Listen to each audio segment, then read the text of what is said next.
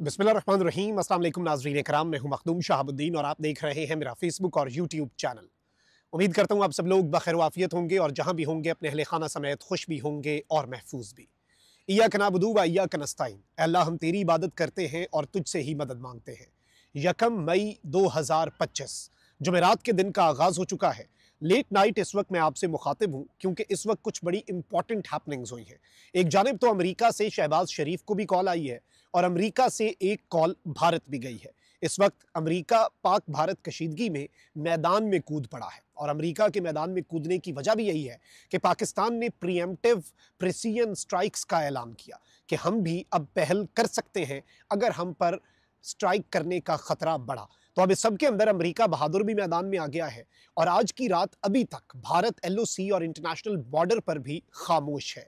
6 रातें भारत ने एलओसी और इंटरनेशनल बॉर्डर की खिलाफ वर्जी की, लेकिन आज की रात भारत खामोश है। तो इस चीज़ को भी एनालाइज करना है कि क्या ये खामोशी किसी बड़े तूफान का पेश खैमा है, इस वक्त इंडिया क्या प्लान कर रहा है और इस सब के अंदर पाकिस्तान ने इन जंगी हालात के अंदर एक बहुत बड़ा मूव किया है। और ये मूव जो है ये DGISI lieutenant general Asim Malik जो हैं उनके हवाले से है, जिनके पास इस वक्त पाकिस्तान का सबसे अहम तरीन ओहदा है। आर्मी चीफ और DGISI के ओहदे के हवाले से आपको पता है कि ये सबसे इंपॉर्टेंट डेजिग्नेशंस हैं और इस सब के अंदर जो अहम तरीन चीज़ है वो ये है नाज़रीन कराम कि अब DGISI को एक और इंतहाई अहमियत का हामिल ओहदा दे दिया गया है एक इंतहाई नाजुक मोड़ पर। और ये जो ओहदा है ये बहुत डिसाइसिव है। ये सारी की सारी डेवलपमेंट्स जो हैं ये इंपॉर्टेंट भी हैं, अहम भी हैं, लेकिन इस सब के अंदर एक जानिब खैबर पख्तूनख्वा जो है उसका सिविल डिफेंस का जो महकमा, याद रखिएगा कि पूरे पाकिस्तान में जो सिविल डिफेंस का महकमा है उसे भी एक्टिव कर दिया गया है। तो खैबर पख्तूनख्वा के सिविल डिफेंस के महकमे ने मुख्तलिफ शहरों के अंदर KP में हंगामी सूरत हाल के पेश नज़र सायरन्स जो हैं वो भी इंस्टॉल करना शुरू कर दिए हैं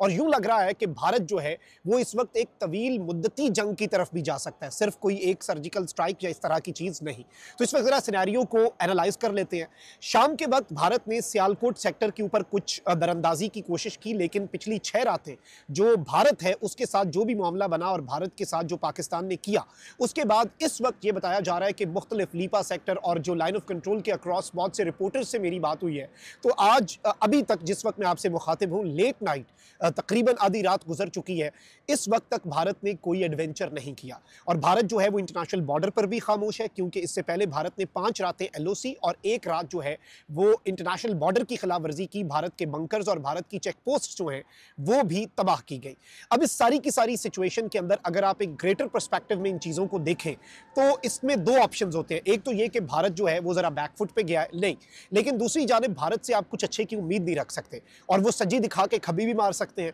तो पाकिस्तान को हर तरह से जागना पड़ेगा और आज एक तरफ तो ये डेवलपमेंट हुई है, तो वहीं दूसरी जानिब अब अमेरिका जो है वो डायरेक्टली इस मामले के अंदर कूद पड़ा है क्योंकि सिचुएशन एस्केलेट हो चुकी है। आपने देखा कि सऊदी अरब की तरफ से एक स्टेटमेंट जारी की गई जिसमें पाकिस्तान और भारत को मुखातिब करके कहा गया कि आप डीएस्केलेशन करें और उसमें टोन जो है सऊदी अरब की वो अच्छी खासी सख्त थी कि भाई ये एस्केलेशन होनी नहीं चाहिए, ये कशीदगी बढ़नी नहीं चाहिए और दोनों ममालिक जो है उन्हें जिम्मेदारी का मुजाहरा करना चाहिए। अब अमेरिका की तरफ से पाकिस्तान के साथ तो हुई है जी 2 डेवलपमेंट्स और इनमें जो एलामिये हैं उन्हें भी समझने की ज़रूरत है। सबसे पहले तो अमरीकी नाज़िमुल उमूर जो हैं उन्होंने वजारत खारजा में जाकर इसहाक डार जो है उनसे मुलाकात की और आपको पता है कि इस वक्त इलाकाई सूरत हाल बदली हुई है और अमेरिकन जो इस वक्त नाज़िमुल उमूर हैं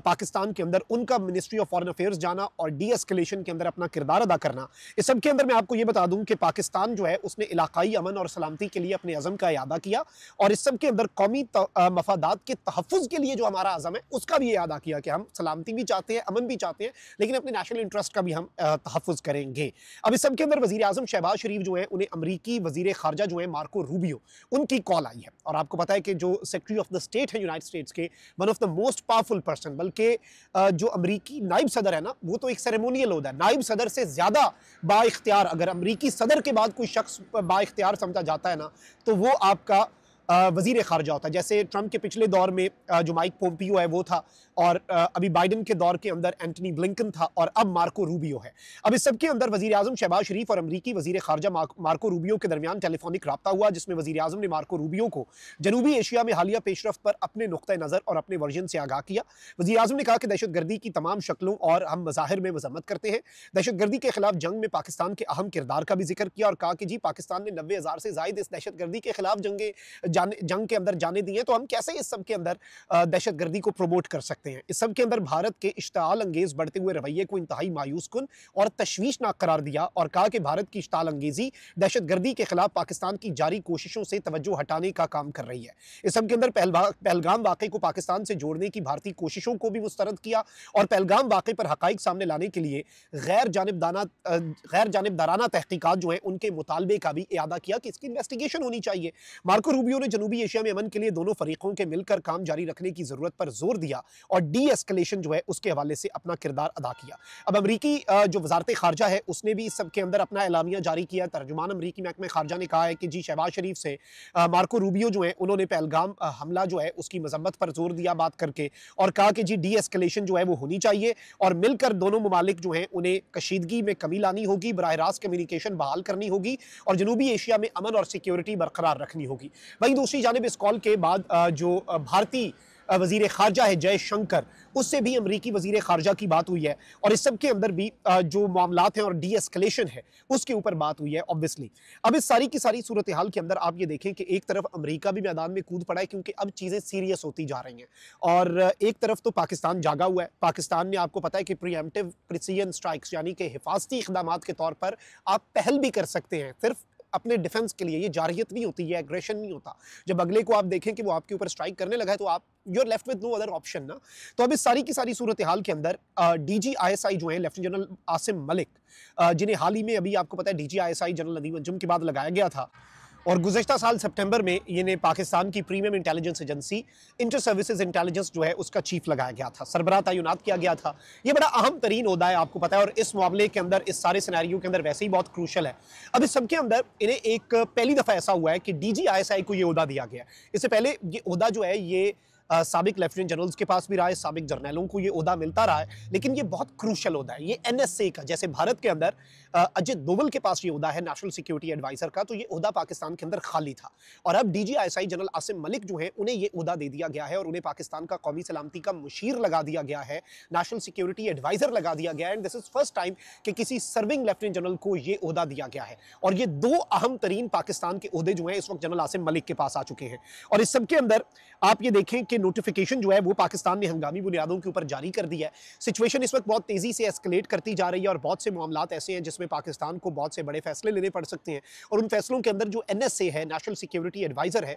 उसका किरदार बड़ा अहम होता है। कुछ बड़ी ऐसी कमेटीज हैं बड़ी इंपॉर्टेंट जो कि आपको पता है कि पाकिस्तान अगर जंग के अंदर कोई फाइनल फैसला करता है, कोई बहुत बड़ा फैसला करता है और जंग के अंदर कोई ऐसा मौका आता है तो उसके अंदर एनएसए जो है उसका किरदार बहुत अहम हो जाता है और एनएसए के पास कुछ इख्तियारात भी हैं और बहुत ज्यादा इन्फ्लुएंस होता है। तो अब जनरल आसिम मलिक जो है जो कि इस वक्त डीजी आईएसआई हैं और नेशनल सिक्योरिटी एडवाइजर भी बन चुके हैं, तो इनका रोल इस सारे के सारे सिनेरियो के अंदर डबल इंपॉर्टेंट हो चुका है और इसकी इंपॉर्टेंस इंडिया के कॉन्टेक्स्ट में बहुत ज्यादा देखी जा रही है और समझी जा रही है और इसे भारत के साथ जो इस वक्त जारी कशीदगी है जो कि किसी भी लम्हे अल्लाह ना करे लेकिन जंग के अंदर कन्वर्ट हो सकती है, उस कॉन्टेक्स्ट में भी इंपॉर्टेंट समझा जा रहा है। अच्छा, वहीं दूसरी जानिब मैं आपको एक और बड़ी डेवलपमेंट दे दूं कि इस वक्त जो सिविल डिफेंस का महकमा है उसे एक्टिव कर दिया गया है और ये खबर मैंने तकरीबन 4 दिन पहले आपको दी थी कि वजारत दाखिला में सिविल डिफेंस मुख्तलिफ शहरों के अंदर उसे एक्टिवेट करने की बात हुई। इस वक्त जो पाकिस्तान के इंडिया के साथ बॉर्डर एरियाज हैं वहां पर तो सिविल डिफेंस की ट्रेनिंग और बाकी चीजें भी शुरू हो चुकी हैं कि महकमा जंगी हालात के अंदर और बाकी मामलात के अंदर जो सिविलियन साइड है उसके ऊपर बहुत एक इंपॉर्टेंट रोल प्ले करता है जंगों की। अगर आप पाकिस्तान की पिछली जंगों की भी हिस्ट्री पढ़ें तो ये बड़ा इंपॉर्टेंट महकमा है।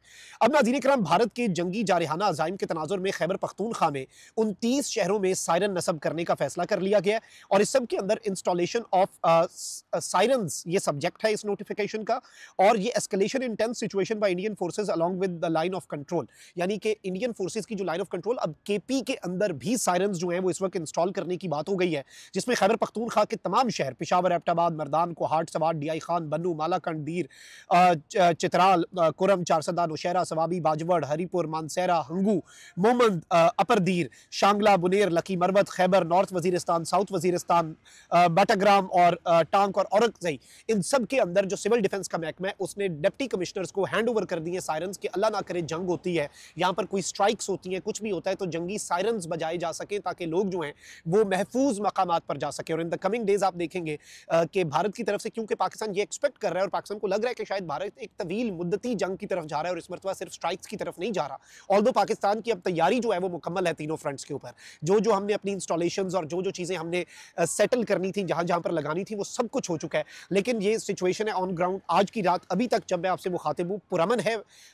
कदरे, लेकिन ये एक बड़े तूफान का पेश खैमा भी हो सकती है। और जो इस वक्त अमेरिका की कॉल्स आ रही हैं, क्या वो डिसाइसिव रोल प्ले कर सकती हैं, ये भी इंपॉर्टेंट होगा। अपना बहुत ख्याल रखिए। पाकिस्तान जिंदाबाद।